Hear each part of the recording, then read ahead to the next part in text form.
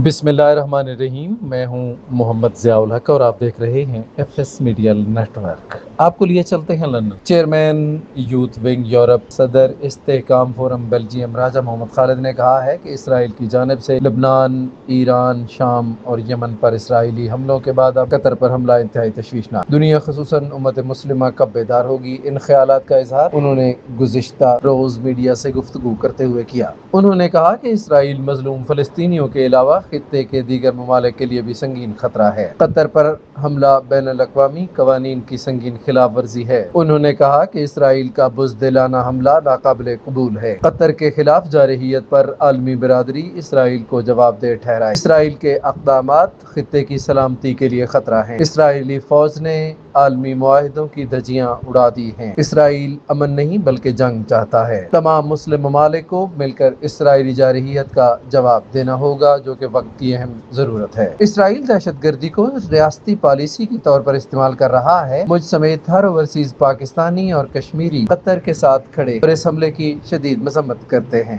उन्होंने कहा कि इसराइल के कतर पर हमले से एक खतरनाक बिगाड़ का खदशा है, जो खित्ते के अमन और इस्तेहकाम को खतरे में डालेगा और इसे अमन के रास्ते से दूर करेगा। उन्होंने आलमी बिरादरी पर जोर दिया कि वो अपनी अखलाकी और सियासी जिम्मेदारियां पूरी और इसराइली खिलाफ वर्जियों को मजीद बढ़ने से रोके। इसराइल की जानिब से कतर पर किए जाने वाले हमलों की एक कड़ी है और ये जाहिर करते हैं कि इसराइल खित्ते में इस्तेहकाम और सलामती के क़याम की तमाम कोशिशों को नाकाम बनाने पर तुला है। सब्सक्राइब कीजिए एफएस मीडिया नेटवर्क और देखते रहिए ताज़ा तरीन तबसरे और खबरें ज़िया के साथ।